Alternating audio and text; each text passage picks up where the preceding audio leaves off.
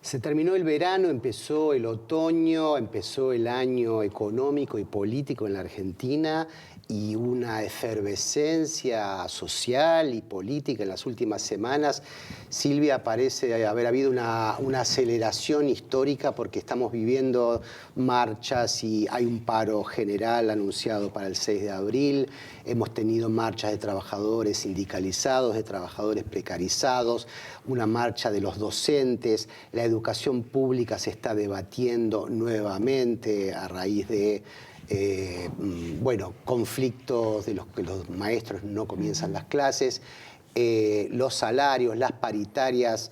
Bueno, parece haber una aceleración histórica en estas semanas, ¿no? Parece la Argentina de toda la vida, ¿no? Sí.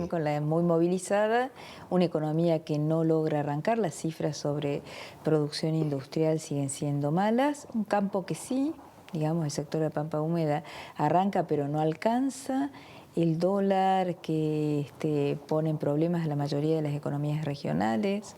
Así que hay una encuesta muy reciente de una consultora que trabaja para el gobierno, donde le preguntan a la gente qué es lo que más teme, y aparece muy fuerte el tema de la pérdida del empleo, que es una preocupación importante y que también revela por qué este clima de movilización, ¿no? Bueno, es una sociedad compleja, conflictiva, que cuesta mucho entender, pero hoy, por suerte, hablando de aceleración histórica, está con nosotros un experto, un historiador, Roy Ora. Gracias por venir, Roy. Y vos escribiste un artículo muy interesante recientemente en La Nación, donde vos defendés el rol de las ciencias sociales en este debate también que tiene que ver con la educación, hacia dónde se orientan los recursos, el CONICET, el esfuerzo de la inversión pública. Hay una tendencia a priorizar la ingeniería, la tecnología, las ciencias duras, que está muy bien. Estamos además gobernados por ingenieros en estos tiempos, pero vos comentás allí en ese artículo que sin las ciencias sociales no entendemos nada, ¿no? No entendemos qué pasa con la educación, no entendemos qué pasa con la pobreza, no entendemos qué pasa con los grandes problemas de la sociedad. Sí, bueno, en primer lugar, gracias por la invitación. Efectivamente, esa nota que salió en el diario La Nación pretende contribuir a establecer un punto de vista que ayude a complejizar el debate, ¿no es cierto? Yo creo que esta es un poco, en algunos aspectos, una de las funciones de los que nos dedicamos a las ciencias sociales y humanas, ¿no es cierto? Tenemos que tratar de ofrecer argumentos lo más fundados posibles, pero al mismo tiempo comprensibles para el ciudadano medio, que nos ayuden a comprender la complejidad de los problemas, ¿no es cierto? Porque si no terminamos siempre hablando de nombres propios y de buenos y malos, ¿no es cierto? Farandulizando, sí, digamos, los acontecimientos. Es un poco así, ¿no es cierto? Entonces yo creo que las ciencias sociales en ese aspecto, las humanidades en general, el pensamiento social, para decirlo en términos amplios, tiene que contribuir a darle más profundidad a la discusión. Esa es una de las funciones fundamentales, una de las funciones que justifican, que hacen razonable que el Estado se ocupe de sostenerlas, ¿no es cierto? En el sentido, yo creo, en una sociedad democrática, las ciencias sociales contribuyen a ofrecer argumentos y a visibilizar causas y demandas que no siempre están en la tapa de los diarios, ¿no es cierto? Creo que tiene que ser esa un poco la función. Después hay otras más específicas, pero esa es muy importante. El rol de los historiadores es muy interesante porque la historia muchas veces tiende a repetirse, ¿no? En estos días que se habla de los vehículos eléctricos, por ejemplo, uno dice, los vehículos eléctricos no son una novedad, ya existían hace más de un siglo. Cuando empezó la industria automotriz, existían vehículos con motores a combustión interna y vehículos eléctricos. Es una cosa que enseña la historia, es decir, esto ya ocurrió, ya se debatió en su momento y la historia ahora vuelve a repetirse. Por eso los historiadores cumplen un rol importante. ¿Qué repeticiones ves vos últimamente? Bueno, Una recién, de las tantas. Sí, recién comentado fuera de cámara el hecho de que la política argentina es una política muy conflictiva. Y en el fondo muchas veces los actores son los mismos, ¿no es cierto? Entonces, a veces con lenguajes parcialmente cambiados, un poco al tono de los tiempos, venimos discutiendo problemas que hace décadas nos asedian. El ejemplo de la educación es uno, pero uno podría pensar otros tantos, ¿no es cierto? Y yo creo que entonces, en ese sentido, bueno, los historiadores no tenemos una competencia profesional muy sofisticada para opinar sobre el presente, no quisiera arrogarme ese derecho. Pero una de las cosas que sí creo que los historiadores podemos hacer es decir,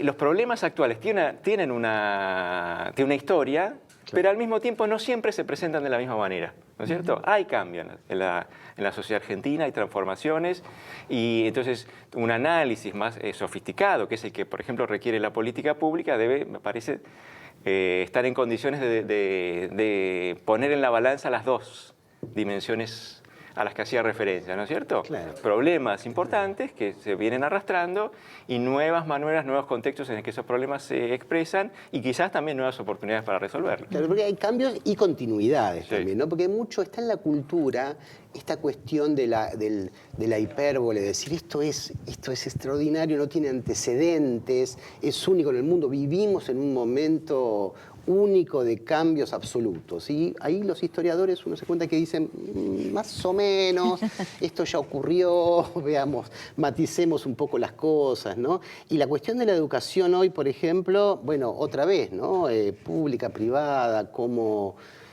obviamente que sí que hay cambios, ¿no? Creo que nuestra generación, los que iban a las escuelas privadas eran como... Estaba mal visto. Estaba mal Sí, visto, claro. y la escuela pública todavía Era. tenía un gran prestigio. Hoy ha cambiado eso, ¿no? Sí, bueno, no soy un experto en el tema, pero yo Sí. una de las cosas que diría es que sí, hoy nos volvemos con mucha nostalgia sobre un sistema de educación pública que fue pionero en América Latina. Y que alcanzó logros que ningún otro país de América Latina alcanzó, por lo menos hasta la década de 60. No todo fue mérito de la política pública, yo creo, en ese punto, ¿no es cierto? Yo ahí agregaría dos cosas. Una, la peculiar composición demográfica de la Argentina, un país de inmigrantes. Y cuando uno mira los censos, cualquier censo nacional, desde el primero, que se hizo en 1869, y hay uno más o menos cada 20 años, uno de los rasgos que sobresale es el hecho de que la población inmigrante estaba más educada que la nativa. Es decir, nosotros estábamos recibiendo un caudal humano que elevaba las competencias para el trabajo y las competencias letradas, y en ese momento sobre todo se medía educación básica, ¿no es cierto?, del conjunto de los habitantes de la Argentina. Eso fue parte del bono demográfico que recibió este país. No todo lo hicimos los que estábamos acá, ¿cierto? Para decirlo en un lenguaje un poco nacionalista, ¿cierto? Pues probablemente la mayoría de los que estamos sentados en esa mesa no estábamos acá ni nuestros abuelos, ¿no es cierto? Entonces yo creo que hay un tema importante. Y segundo es que la demanda de educación canalizada sobre todo a través de instituciones públicas tenía una fuerza que hoy no tiene, ¿no es cierto? Cuando uno piensa en el siglo XIX, en las primeras décadas del siglo XX, el significado de la educación, más allá de quién la proveía, el sector público, el sector privado, está muy claro que sectores muy amplios de la población veían en eso no solo la oportunidad de mejorar sus competencias para desempeñarse en el mercado de trabajo, sino un vehículo de progreso civilizatorio. Claro. ¿No es cierto? La movilidad social. Movilidad social, sí. La cultura letrada tenía un prestigio que hoy no tiene. Entonces yo creo que esas cosas por ejemplo, son cosas que los historiadores podemos poner en la discusión, ¿no es cierto? Una mirada de largo plazo nos ayuda a desprovincializar la discusión y a no centrarla en si tal sindicalista dice A o dice B, o si el presidente tiene tales o cuales preferencias, ¿no es cierto? Esta sociedad argentina tan movilizada, ¿por qué? Porque cuando se compara con otros países vecinos, no, ni siquiera Uruguay tiene una historia, una tradición de gente saliendo a la calle como sí sucede en la Argentina. ¿A qué se atribuye? Bueno, yo creo que ese es otro fenómeno de largo plazo de la sociedad argentina. Cuando uno mira cómo era la Argentina, y cuando digo esto, estamos pensando en la Argentina litoral, ¿no es cierto? En la Argentina pampeana. Claro. El interior es otro mundo, ¿no es cierto? Y ahí, por ahí habría que hacer otras consideraciones. Pero desde muy temprano la sociedad argentina, la sociedad pues, urbana en particular, y la Argentina tenía desde muy temprano ciudades muy grandes. Buenos Aires era a comienzos del siglo XX la segunda ciudad del litoral atlántico de América, ¿no es cierto? Solo atrás de Nueva York, era muy grande ya. Siempre tuvo una cultura pública muy rica. Esto es algo que los historiadores aprendimos sobre todo en los últimos 20 o 30 años. Esto es, que a veces uno puede decir, la Argentina antes de 1912, dice, antes de la reforma electoral, tenía una política oligárquica, eso en parte es cierto, votaban pocos, pero había un grado de compromiso de la población con la vida pública mucho más grande que el que uno encuentra en otros lugares. Y eso se expresa de distintas maneras. Por ejemplo, la importancia de la prensa. Cuando uno mira, bueno, la importancia del diario La Nación, del diario La Prensa, de los que eran pioneros en América Latina, bueno, se está diciendo algo respecto al tamaño del público lector. Claro. No eran solamente diarios que se veían en los sillones de los clubes oligárquicos, ¿no es cierto? Y esto viene acompañado de una tradición, y la persona que más lo exploró y dijo cosas muy importantes sobre esto es Hilda Sabat, una historiadora, muestra que desde muy temprano este país tiene una cultura de la movilización, de la participación en la vida pública, que con sus inflexiones, sus más y sus menos, recorre por lo menos los últimos 150 años de la historia de nuestro país. Entonces esto no es un fenómeno nuevo, aunque progresivamente, uno puede decir, se fueron incorporando actores y sobre todo actores organizados a la vida pública. Sindicatos, actores que son capaces de movilizar bases o clientelas, como quieran llamarle. Digamos, ese es un fenómeno de larga duración en nuestro país, que contribuye a que las élites dirigentes tengan que establecer sus, digamos, dentro del universo de temas a los que atienden, también el hecho de que no se puede hacer cualquier cosa en la Argentina, ¿no? Muchos corresponsales extranjeros que informan sobre la Argentina se asombran del poder del sindicalismo, ¿no? A la luz de las últimas movilizaciones. El país de España, por ejemplo, dice, esto es único en América Latina. Bueno, en España los mismos sindicatos están en decadencia, ni hablar de Estados Unidos, etc. Es un fenómeno, es una continuidad histórica interesante, ¿no? También bastante única parece ser. Bueno, ahí hay un rasgo singular de la experiencia histórica argentina, ¿no es cierto? Yo diría, para decirlo muy rápido, cuando uno mira el siglo XX, dos. Clases medias muy importantes, centrales en la vida pública, centrales en la definición de la agenda de temas de la vida pública, y por lo menos desde 1920 y de ahí en adelante, actores que organizan, encuadran al mundo del trabajo de un poder, una importancia en la vida pública como no se encuentra en ningún otro lugar de América Latina, ¿no es cierto? El peronismo fue muy importante, cambió cualitativamente el lugar del sindicalismo en la vida pública, de ahí, puedo decir, es una historia con sus más y sus menos, pero la idea de que las reformas neoliberales acabaron con ese universo de poderes sindicales es una idea equivocada, ¿no es cierto? Produjeron transformaciones muy importantes, pero sobre todo transformaciones, diría yo, al interior del mundo sindical, haciendo que algunas pierdan peso y otras crezcan en influencia, pero de ninguna manera, a la luz de lo que vemos hoy, podemos decir que los actores del mundo sindical son protagonistas secundarios de la vida pública de nuestro país, ¿no? Claro, pese a todos los pronósticos acerca de la precarización, de la fragmentación del trabajo, de las clases, de los grupos sociales, allí hay un núcleo. Claro, hay un núcleo de poder importante. Uno ahí también puede preguntarse hasta qué punto son representativos de intereses más grandes, como fue en los momentos en que el mercado de trabajo era un mercado más equilibrado, sin los niveles de trabajo precario y demás que hacen que este país tenga costados de barbarie muy profundos, ¿no es cierto? pero como representativos de ese 40 o 50% del mundo del trabajo son actores fundamentales, ¿no es cierto?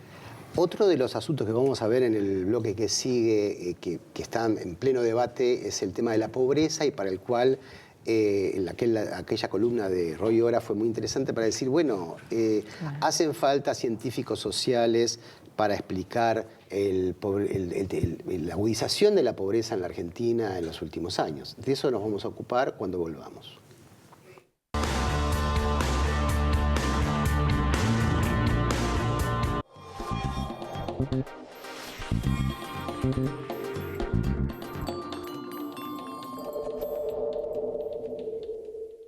Auspicia este programa Banco Provincia. IRSA. Somos la mayor empresa argentina inversora en bienes raíces. IRSA. Líderes en real estate. Osdeneo 1825.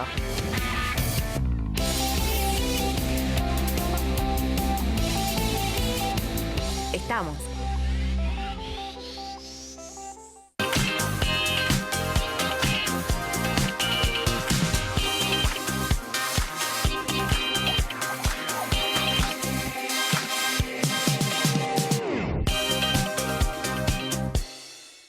Mi corazón con el Kini late más. Dale, prendete. Vos también hacete fanático al ritmo del Kini 6 y vení a festejar todas las semanas. Bolsa de valores, la de los valores que realmente importan. Un lugar donde se invierte en las acciones que nos hacen crecer como personas. Acá encontramos a los inversores de la vida. Yo me convertí en inversor de la vida cuando entendí que no me estaba comprando un auto, no. Estaba invirtiendo en conocer lugares nuevos. Que no estaba tomando clases de música. Estaba invirtiendo noches interminables con amigos. Tampoco reservé pasajes para una playa tropical. Invertí en comenzar una historia paradisíaca. Y que no estaba levantando 4 paredes. Invertí en mi propia historia familiar. Este es tu momento. Empecé a invertir en las cosas que realmente te importan, porque de eso se trata la vida, ¿no? De vivirla. Al dengue, zika y chikungunya le ganamos entre todos. Eliminemos los criaderos de mosquitos de nuestras casas. Entérate de todo lo que podés hacer entrando a salud.gov.ar. Buenos Aires, provincia.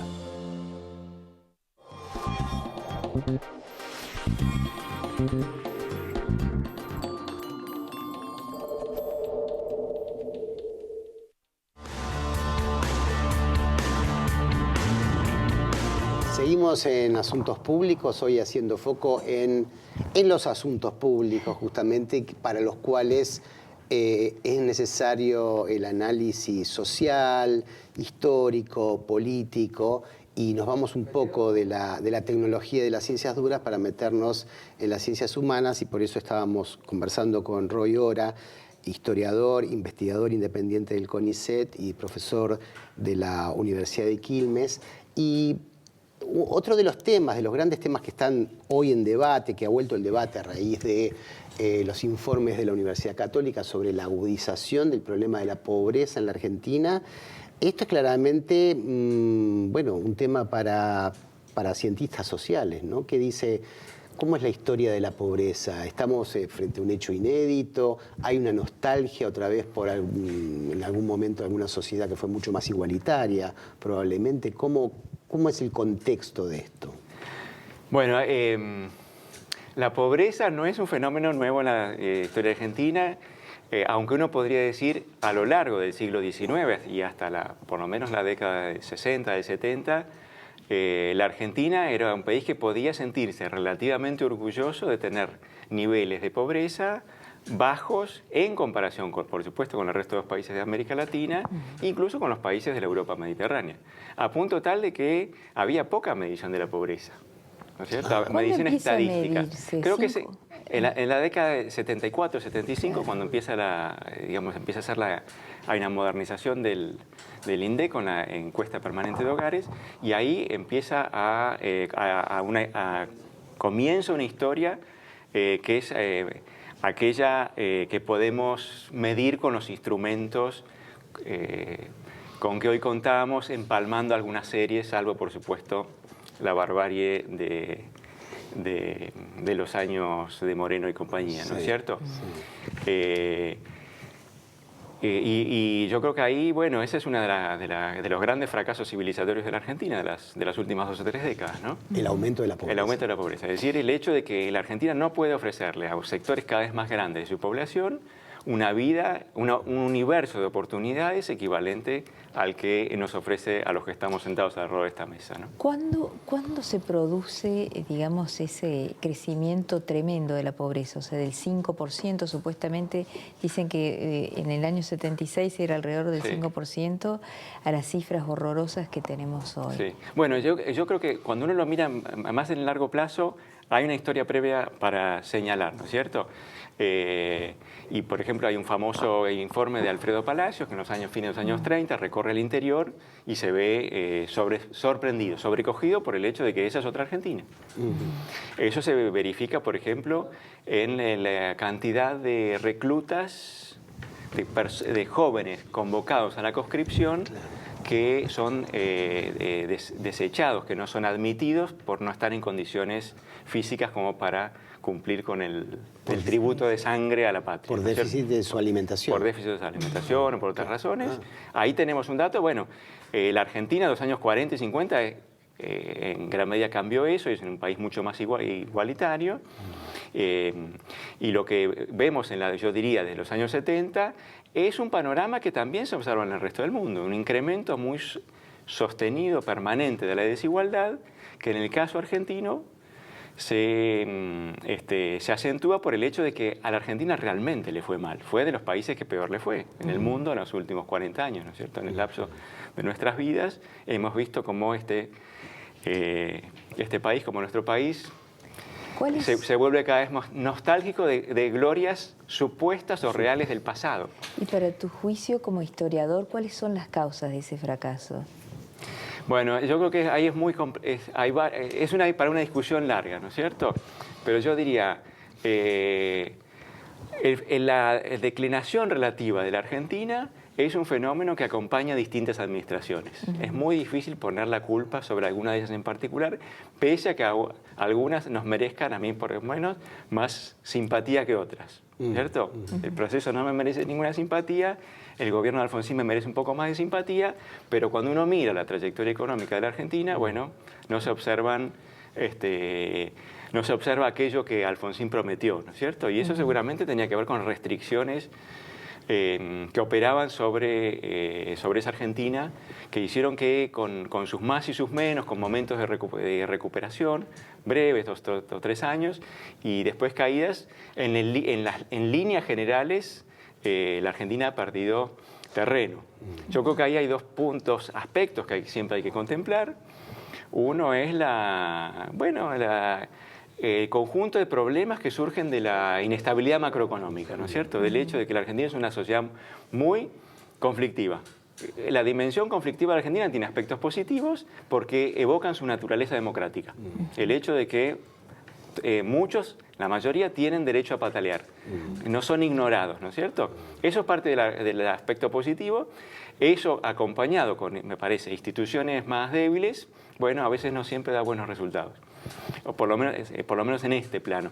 El otro aspecto, digamos, que es más estructural, y por ahí me refugio un poco más en la expertise del historiador, es el hecho de que la Argentina no era un país que le iba a ir tan bien desde los años 60 en adelante. Estaba claro, me parece, que no era un país que iba a ser exitoso. No podía ser tan exitoso como fue en el pasado. Claro. ¿Por qué? El tema de la clase dirigente allí. Vos estudiaste a fondo a los terratenientes, la clase terrateniente del siglo XIX, que tenía un proyecto, parecía tener un proyecto estratégico, hizo unas cuantas cosas. ¿Cuál es el equivalente? Bueno, yo tiendo a no poner eso en 2 minutos. Sí, en 2 minutos. Dale. Tiendo a no poner eso como factor fundamental, y más bien yo lo que digo es lo siguiente. Bueno, la Argentina era un país que estaba muy preparado para funcionar en el mundo de mercados abiertos del siglo XIX que demandaba alimentos. Aún si la clase dirigente no hubiese sido buena, le hubiera ido bien. Ajá. Hay un famoso comentario de Clemenceau, un visitante de 1910, recorre el país, habla con los hombres influyentes y dice, no hay una clase dirigente. ¿Y cómo crece este país? Se pregunta. Dice, bueno, cuando los políticos se van a dormir, ¿no es cierto? Es decir, ya entonces tenemos una visión de la Argentina donde hay una sociedad pujante, una economía dinámica y una clase dirigente que no está a la altura. Claro. ¿Cierto? Digamos, ese país era un país con pocos trabajadores, de hecho los importaba, podía pagar salarios altos y tenía muchos recursos naturales. Hoy, desde los años 50 en adelante, desde que el mercado mundial empezó a cerrarse para el tipo de cosas que producía la Argentina tuvo que buscar su plan B, que se llama sustitución de importaciones, para decirlo rápido. Y ahí no estaba tan bien preparada.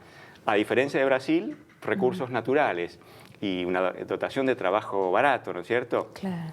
Que son importantes para avanzar en las primeras etapas de industrialización, y un mercado más grande, ¿no es cierto? Eso no, la Argentina no lo tenía. Así que yo creo que a la Argentina le podría haber ido mejor, que los argentinos podríamos haber hecho las cosas mejores, pero no estábamos destinados a ser un gran país. Como suele decirse, Dios reconstruye durante la noche lo que los argentinos destruyeron durante el día. Sí, Algo así. Bueno, Roy Ora, muchas gracias. Entendemos ahora un poquito más, porque realmente la perspectiva histórica es clave, ¿no? Porque hay una especie de amnesia muchas veces que nos olvidamos de que hay rupturas, hay cambios, pero también hay muchas continuidades. Así que muchas gracias por ayudarnos a entender el presente. Muchas gracias por la invitación. Esto fue Asuntos Públicos, hasta el jueves que viene.